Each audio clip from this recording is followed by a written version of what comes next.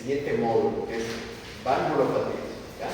En esta clase vamos a ver la introducción a las valvulopatías, es decir, las enfermedades de las válvulas cardíacas. Entonces, como concepto general, valvulopatía nos hace pensar en una enfermedad de las válvulas cardíacas. Estas válvulas cardíacas pueden ser las válvulas sigmoideas, pulmonar y aórtica, o las válvulas atrioventriculares, es decir, mitral y tricuspide. Cuando vemos una valvulopatía, estamos viendo una alteración en el aparato valvular. Y si ustedes se acuerdan, el aparato valvular está compuesto por un anillo, que es lo que limita o delimita la válvula, y los folletos o las valvas, que son las puertas, por así decirlo, ¿no? El anillo correspondería al marco de la puerta y el folleto o las valvas corresponden a la puerta como tal. Entonces, una valvulopatía puede estar alterando el anillo o el folleto, que en conjunto con los músculos papilares se denominan aparatos valvulares. Y de ahí viene la clasificación de las valvulopatías en valvulopatía primaria y valvulopatía secundaria. ¿Qué quiere decir una valvulopatía primaria? La valvulopatía primaria es aquella que se produce por una lesión directa sobre el aparato valvular. Por ejemplo, en el caso de la imagen de la izquierda, tenemos la válvula mitral. Esta válvula mitral está compuesta por las válvulas, los músculos papilares y las cuerdas tenebrosas, ¿no? Entonces tenemos acá los músculos papilares, las cuerdas tenebrosas y las válvulas.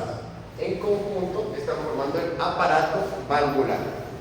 Entonces, cuando tenemos una lesión primaria, una valvulopatía primaria, la lesión puede estar o en las válvulas, o en los músculos papilares, o en las cuerdas tendinosas.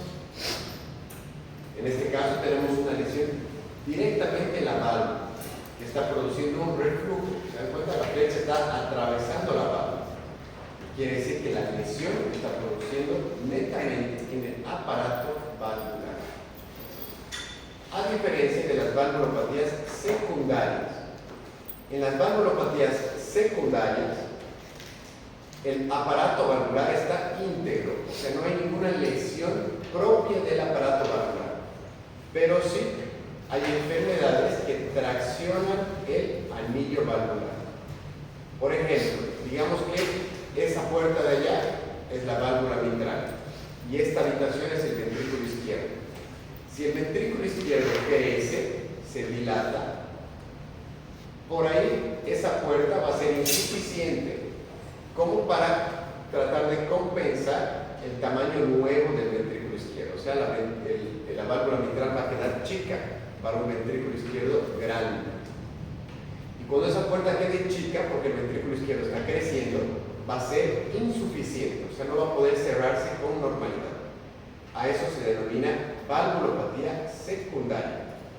¿Está bien? Valvulopatía primaria son enfermedades que acometen directamente el aparato valvular. Valvulopatías secundarias son enfermedades que traccionan el anillo valvular. O sea, que el anillo valvular quedó chico por una dilatación de una cavidad. La más frecuente, insuficiencia mitral. Ya cuando veamos insuficiencia mitral, se van a dar cuenta de la clasificación un poco más a detalle. ¿Ya? Las más frecuentes en nuestro medio son las valvulopatías primarias. Secundarias se producen por una degeneración progresiva del ventrículo. Y otra clasificación importante de las valvulopatías son los estadios evolutivos. Si se dan cuenta, de una forma muy parecida a la insuficiencia cardíaca, las valvulopatías también tienen 4 estadios. Estadio A, estadio B, estadio C y estadio D. ¿Para qué nos sirve clasificar las valvulopatías de acuerdo a los estadios? Porque dependiendo del estadio vamos a orientar un tratamiento. Entonces, por ejemplo, un estadio A de cualquier valvulopatía es un paciente que únicamente tiene factores de riesgo. Por ejemplo, un paciente que tenga de forma congénita una lesión bivalvar en cualquier arteria, pero en cualquier válvula.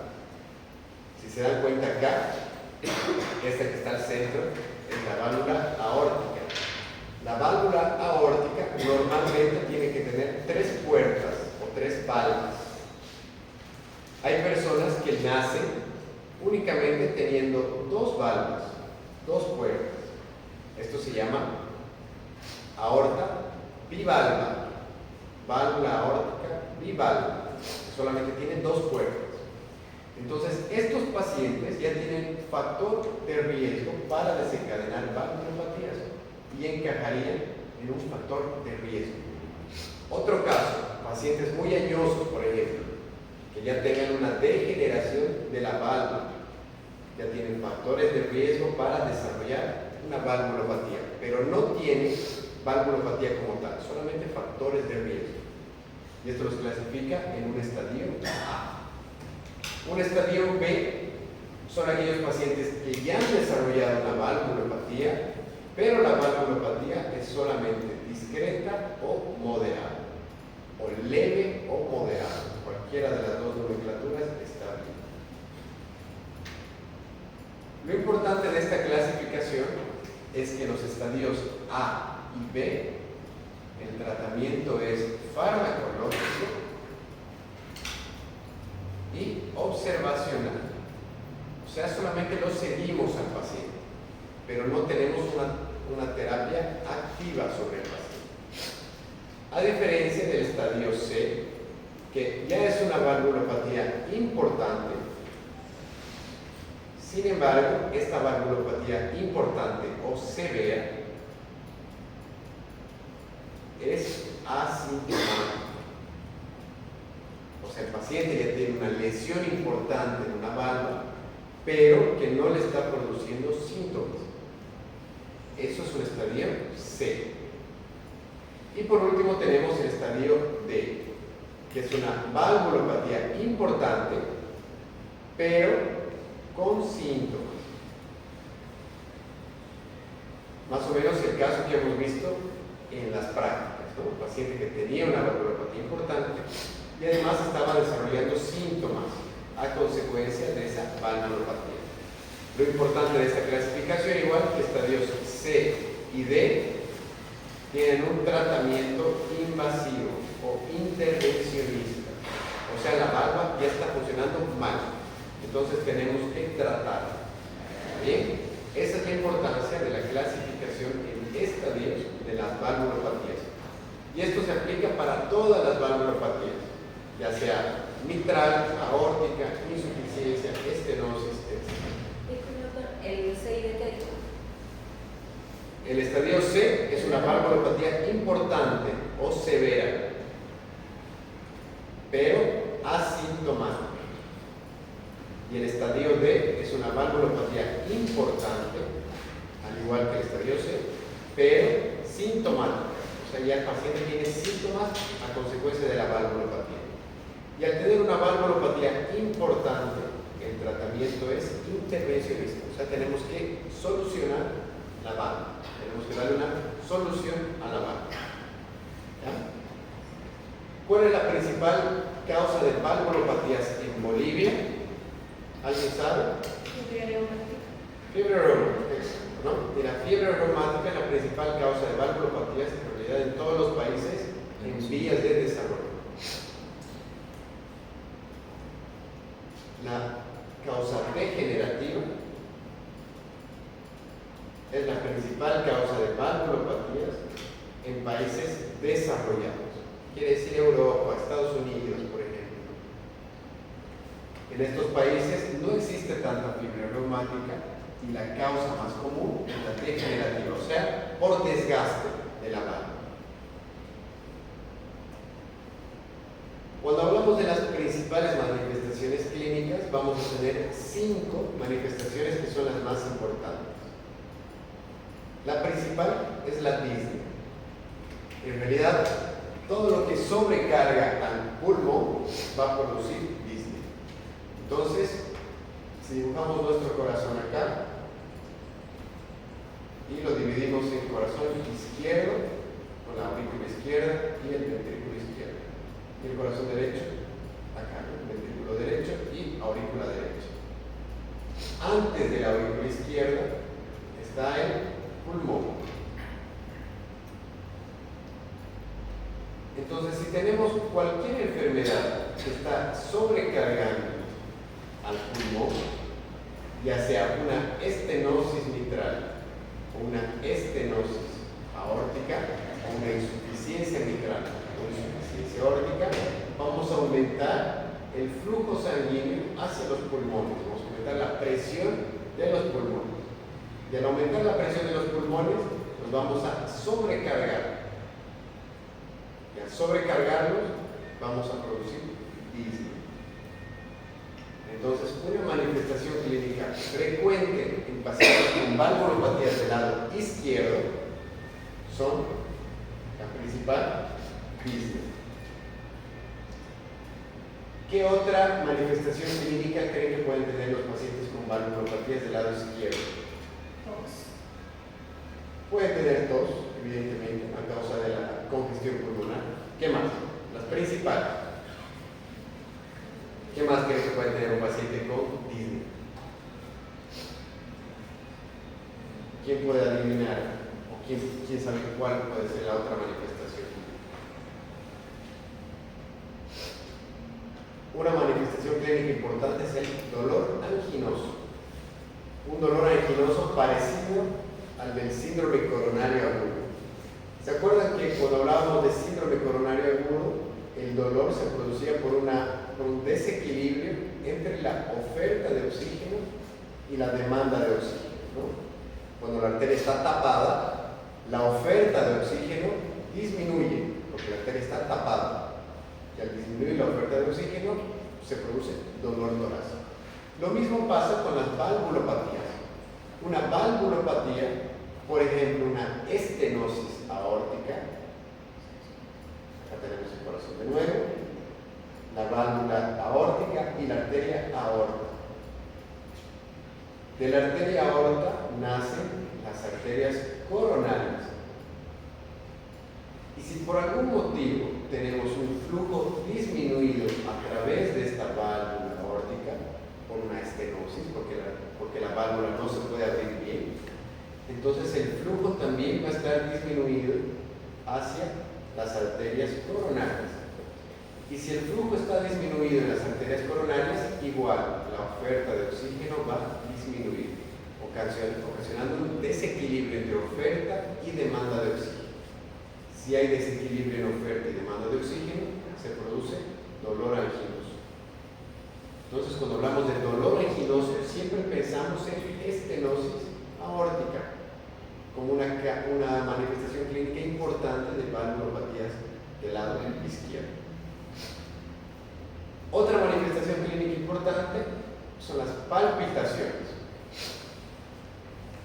Las palpitaciones usualmente se producen por valvulopatía mitral, como hemos visto en sus prácticas, ¿no?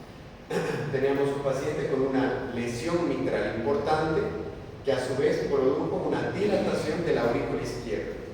Y esa dilatación de la aurícula izquierda provocó una fibrilación auricular. La fibrilación auricular se puede manifestar con palpitaciones. Entonces, las palpitaciones también pueden ser una manifestación clínica importante de valvulopatías, sobre todo mitrales, dolor anginoso, aorta. El síncope igual es una manifestación clínica importante de las valvulopatías, sobre todo también de las valvulopatías aórticas. Y el mismo raciocinio que el dolor anginoso. Tenemos acá la válvula aórtica y la aorta. Si el flujo de sangre está disminuido por la válvula aórtica, porque esta está muy cerrada, no debería estar abierta, el flujo también va a estar disminuido en los órganos periféricos. Y uno de los órganos periféricos es el cerebro. Entonces, se pueden ocasionar síncope. Todos los pacientes con valvulopatía aórtica también pueden desarrollar síncope. Y en general, todos los pacientes que tienen valvulopatías van a desarrollar síntomas de insuficiencia cardíaca. Uno de los principales síntomas, y sí, bueno, el edema en miembros inferiores. Entonces, si se dan cuenta, no hay una manifestación clínica específica de las valvulopatías. Todo nos hace recuerdo a alguna enfermedad diferente. Por ejemplo, la disnea, insuficiencia cardíaca, dolor anginoso a un síndrome coronario, palpitaciones, ataque arrítmico, síncope a bradiarritmias, edema en miembros inferiores e insuficiencia cardíaca. O sea, no hay una manifestación clínica específica de las valvulopatías. Sí, hay un montón de manifestaciones clínicas que nos hacen sugerir alguna lesión en el corazón, lesión estructural. Pero alguna manifestación clínica específica de las valvulopatías, evidentemente no hay. ¿Ah? Sí. ¿El dolor anginoso dura cuánto tiempo? Dolor anginoso puede ser mayor a 20 minutos. En realidad no es un dolor anginoso agudo.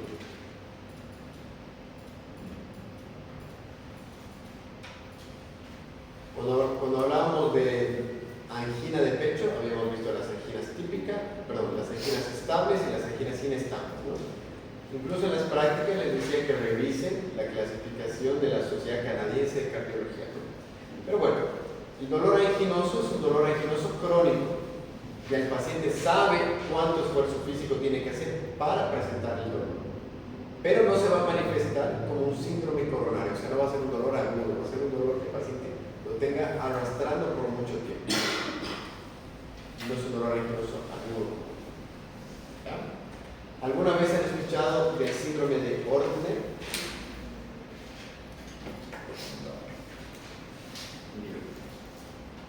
El síndrome de Ortner se produce por la compresión del nervio laríngeo recurrente. Fíjense en esta imagen. ¿Qué es lo principal? ¿Qué es lo que más les llama la atención acá? Bien, tiene un marcapaso. ¿Qué más?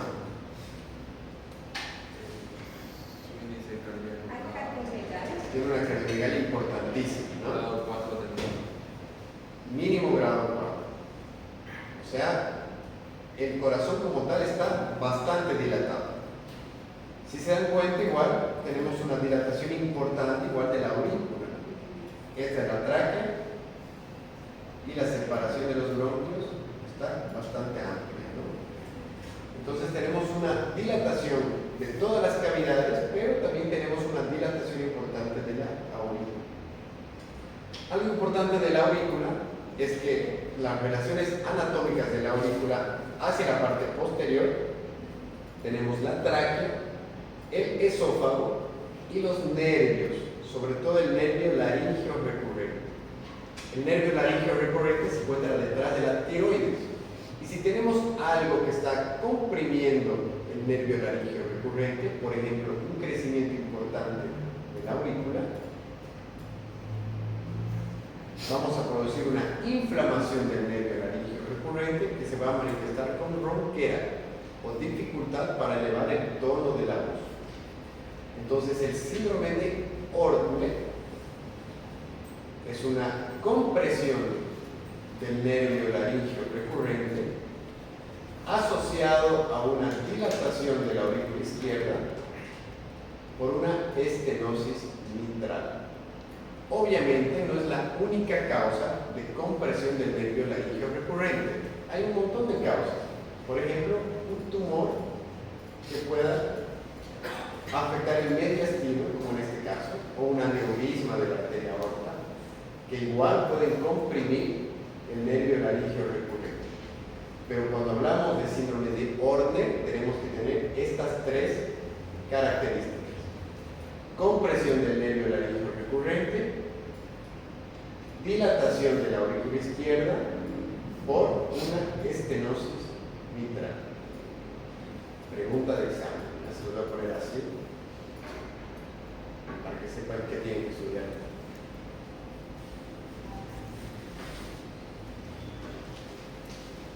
Bien.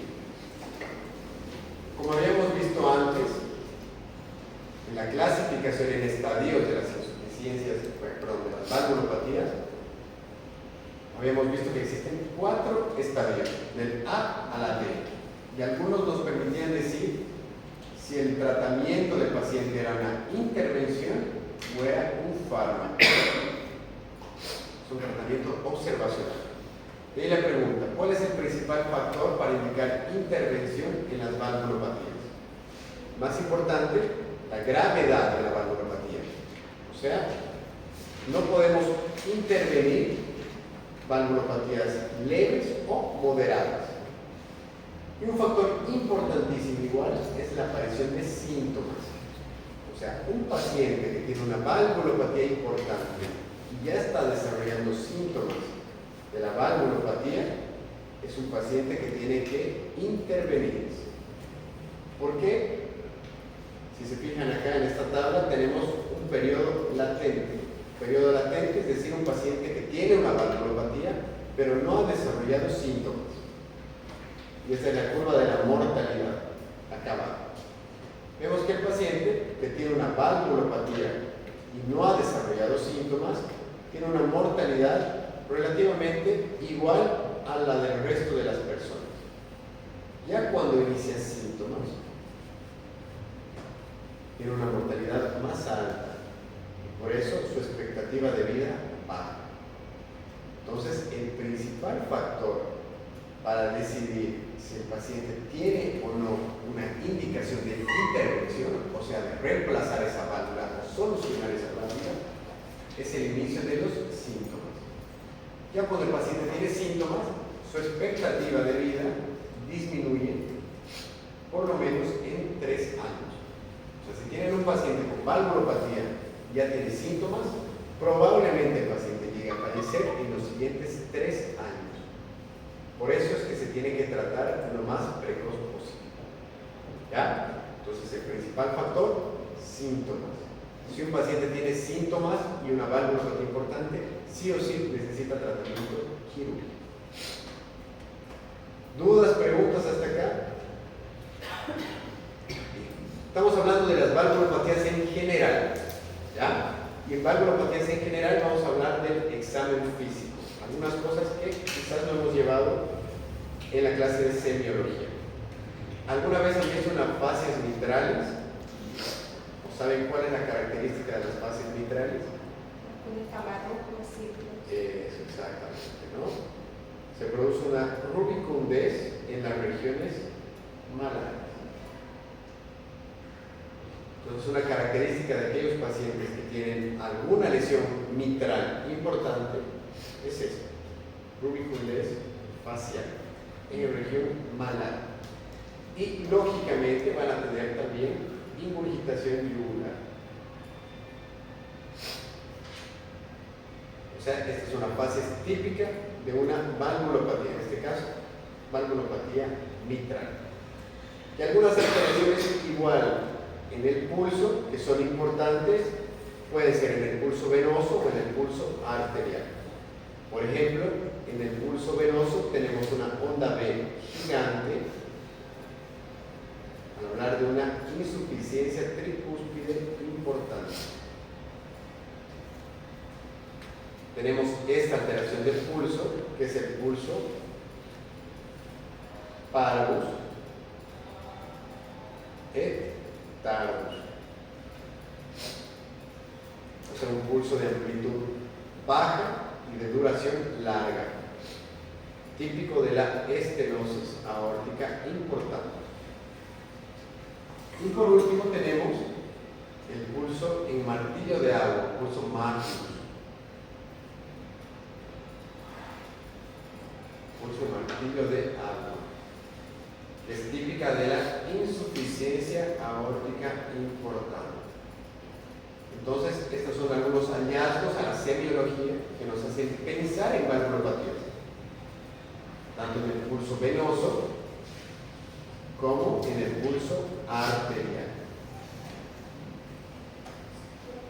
Y también cuando hablamos de los soplos cardíacos, sobre todo de los soplos cardíacos del corazón izquierdo, tenemos que saber que existen soplos aórticos y soplos de las válvulas mitrales.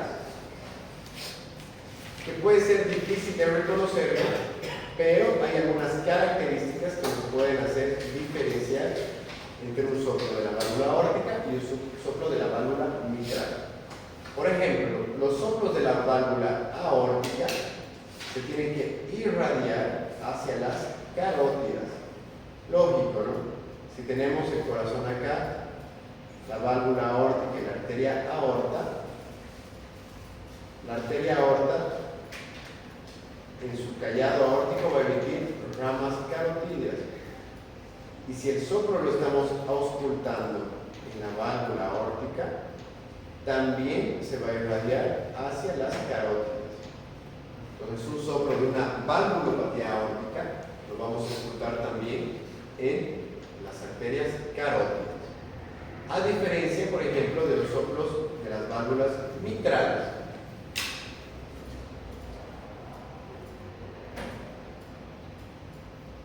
Acá tenemos un tórax. El foco de auscultación mitral usualmente está en el sexto espacio intercostal sobre la línea medio clavicular. Entonces, un soplo mitral usualmente va a tener una irradiación hacia la región axilar. Ya sabes, axila izquierda, ¿no? Entonces, los soplos aórticos usualmente se irradian hacia las carótidas, hacia el cuello, y los soplos mitrales usualmente se irradian hacia la axila izquierda. Esto igual, pregunta de examen, ya se las estoy poniendo acá, para que estudien con más tiempo. Y cuando hacemos algunas maniobras para aumentar la intensidad del soplo, los soplos aórticos aumentan su intensidad con la flexión anterior del tórax. O sea, si llevamos al paciente para adelante, probablemente los soplos aórticos se escuchen con mayor intensidad, a diferencia de los soplos mitrales, que los soplos mitrales son mejor audibles en decúbito lateral izquierdo, o sea, cuando le hacemos echar al paciente de costado izquierdo, llamado posición de Bach-Chon. Entonces, este mapa mental es importante para diferenciar soplos que provienen de las válvulas aórticas y soplos que pueden provenir de la válvula mitral. Se los pongo acá con un asterisco para que sepan qué tienen que estudiar. ¿Ah? Y diagnóstico y tratamiento en general de las valvulopatías. ¿Qué estudios complementarios o cuál es la base para poder realizar un diagnóstico de las valvulopatías? ¿Quién sabe? Perfecto. De rutina le vamos a pedir un electrocardiograma al paciente. ¿Qué más? La base, ¿no? O sea, exámenes complementarios de base. Un ecocardiograma. ¿Qué más? Radiografía de tórax. Y algo muy importante que no es un examen complementario, examen físico, ¿no? Entonces, una triada importante para diagnosticar valvulopatías: examen físico e historia clínica. Y en la historia clínica el paciente referirá disnea, síncope, dolor de pecho, etc. Pasamos a realizar un examen físico. En el examen físico no solamente tenemos que auscultar soplos, sino también podemos evidenciar fascias mitrales, alteraciones en los pulsos, etc. Esto ya nos levanta una sospecha diagnóstica. Pasamos a realizar estudios complementarios, por ejemplo, una radiografía de tórax. En la radiografía de tórax podemos evidenciar una cardiomegalia, sobrecarga de cavidades, etc. Y en el electrocardiograma, algunas taquiarritmias, por ejemplo, fibrilación auricular. Pero estos tres pilares no nos dan el diagnóstico de la valvulopatía. La única forma de saber la valvulopatía es mediante el ecocardiograma. Y el ecocardiograma nos permite saber cuál es la alteración de la válvula. Entonces, en este ecocardiograma, si se dan cuenta, tenemos del lado izquierdo acá ventrículo izquierdo y aurícula izquierda. Y del lado derecho, aurícula derecha y ventrículo derecho. ¿Cómo se llamará esta válvula? Mitral. Mitral. izquierda con el ventrículo izquierdo. Y esta tricúspide, la otra válvula atrioventricular. Entonces, mediante la ecocardiografía, nosotros podemos determinar cuál es el funcionamiento tanto de la válvula mitral, de la válvula tricúspide, de la válvula aórtica, de la válvula pulmonar, etc. Por ejemplo, fíjense cómo es el movimiento, en este caso, de la válvula mitral comparada con la válvula tricúspide. Esta es la válvula tricúspide, fíjense cómo se abre. Se abre de forma bastante amplia acá, ¿no? Pero fíjense la válvula mitral. ¿Se abre mucho? No. Bien. Si no se abre mucho, estaremos delante de una insuficiencia o una estenosis. Estenosis. Entonces, este es un hallazgo ecocardiográfico típico de la estenosis mitral. Una apertura valvular limitada. ¿Se dan cuenta? ¿Qué más les llama la atención acá en esta válvula? Comparándola con la del lado contralateral. Está más blanca, exacto. ¿Y qué más? Está más gruesa, ¿se dan cuenta? Esta es la válvula tricúspide. Fíjense el diámetro de la válvula tricúspide comparado con el de la válvula mitral. Tenemos una válvula mitral más gruesa, o sea, sus valvas o sus velos están más engrosados y más fibrosados, por eso están más blancos. Entonces, en este caso tenemos una estenosis de la válvula mitral y su principal etiología, valvulopatía reumática. La valvulopatía reumática está produciendo una fibrosis de las valvas mitrales y por eso tiene ese color un poquito más blanquecino. ¿Qué más les llama la atención en este ecocardiograma? O sea, en esta imagen, justamente donde está pausado. La aurícula está más dilatada. Exacto, siempre. Usualmente el ventrículo izquierdo tiene que ser más grande que la aurícula izquierda. Y si se fijan acá, la aurícula izquierda parecería estar de mayor tamaño que incluso el ventrículo izquierdo. Entonces, en esta imagen estamos viendo una dilatación importante también del ventrículo izquierdo, ¿no? Que tiene todo para hacer una estenosis mitral importante. Entonces, mediante la ecocardiografía, nosotros podemos llegar a diagnosticar qué tipo de valvulopatía tiene el paciente y su gravedad. En este caso, podemos ya afirmar que la valvulopatía es importante. Si la valvulopatía es importante, tiene síntomas, ya podemos orientar a tratamientos, ¿no? Y de aquí venimos con el tratamiento. ¿Ustedes creen que el tratamiento farmacológico tiene un papel importante en las valvulopatías primarias? En realidad, no. O sea, las valvulopatías son enfermedades progresivas. Si nosotros le damos un tratamiento farmacológico, solamente vamos a estar tratando los síntomas, pero no la historia de la enfermedad. O sea, no por darle medicamentos vamos a evitar que la enfermedad progrese. La única forma de tratar la enfermedad es mediante cirugía. Y para eso tenemos el mismo cuadrito que les había mostrado antes, ¿no? Si tenemos un paciente con una valvulopatía discreta o moderada, el tratamiento es observacional. Si tiene síntomas, por ejemplo, edema en miembros inferiores, disnea, etc., podemos dejar un medicamento para tratar los síntomas, pero no estamos tratando la valvulopatía, solamente los síntomas. Si está congestivo, le daremos diurético, mejorará los síntomas, perfecto. Pero ya si tenemos una valvulopatía importante, y más aún, si la valvulopatía es importante y tiene síntomas, ni aunque le demos todos los medicamentos del mundo, vamos a poder tratar las valvas, no vamos a poder curar la enfermedad, solamente aliviar los síntomas. Y ahí el tratamiento más importante de las valvulopatías es la intervención quirúrgica. ¿Ya? Entonces, el algoritmo del manejo de las valvulopatías, esto lo van a encontrar en el editorial de la Sociedad Brasilera de Cardiología, ¿no? Esto va por paso, del paso 1 al paso 5. Entonces, si queremos tratar la valvulopatía, lo principal es ver la gravedad anatómica.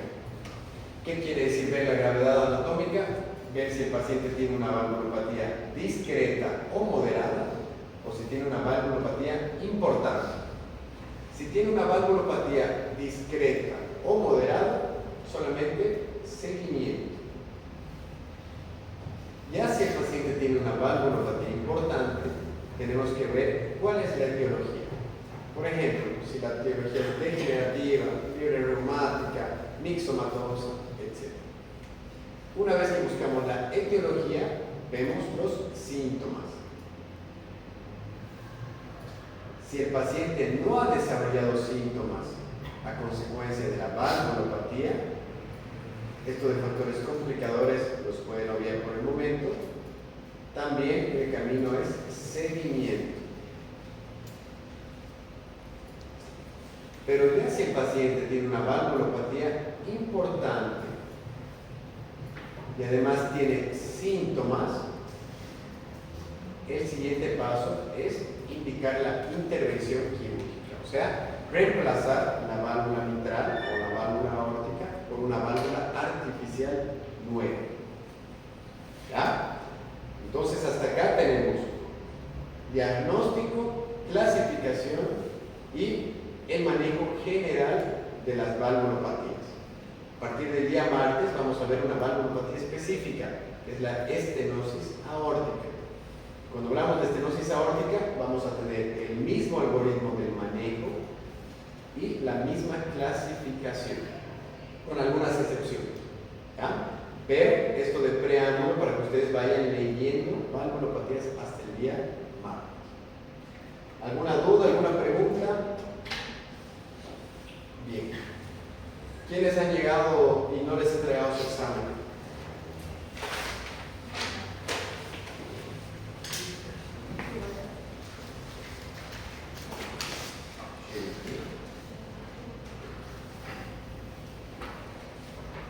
Miguel Mejía da Silva. ¿Alguien más?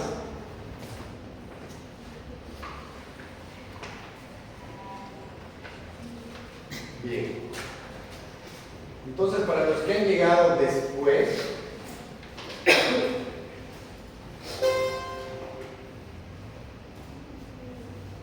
aquí están las notas de sus exámenes, ¿no? Entonces, como pueden ver, la mayor parte de todos ustedes tienen una nota alrededor de la media, del promedio, o sea, alrededor de 25.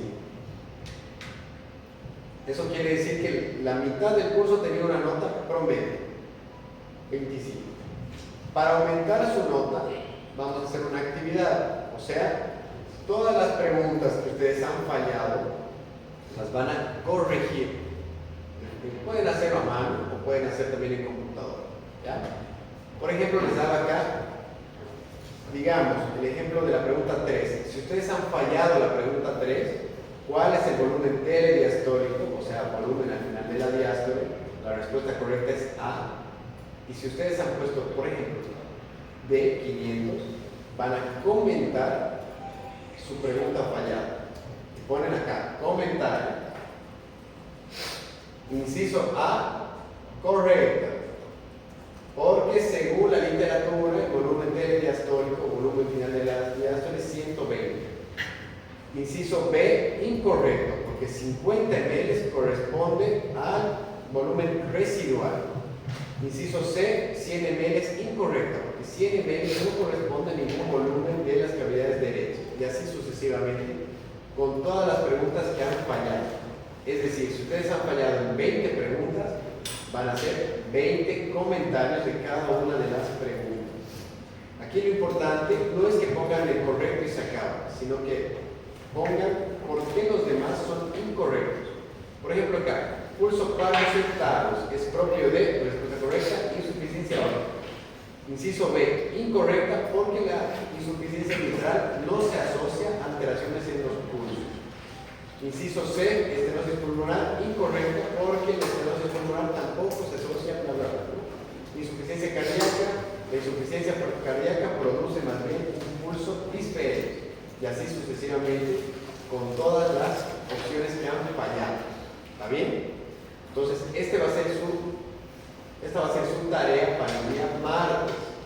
El martes me van a entregar junto con su examen todas sus correcciones, las correcciones que han hecho ustedes. Y si han hecho bien sus correcciones, van a poder aumentar 5 puntos directos sobre su examen, sobre esta su primera valoración. Es decir, si alguien tiene 24, llegará a tener 29 si hace bien su tarea. Si alguien tiene 30, llegará a tener 35. Y así sucesivamente con todas las notas. ¿Está bien? ¿Dudas, preguntas? ¿Algo que no haya quedado claro? Bien. Bueno, entonces nos vemos el día martes para hablar de estenosis ahora. ¿Ya?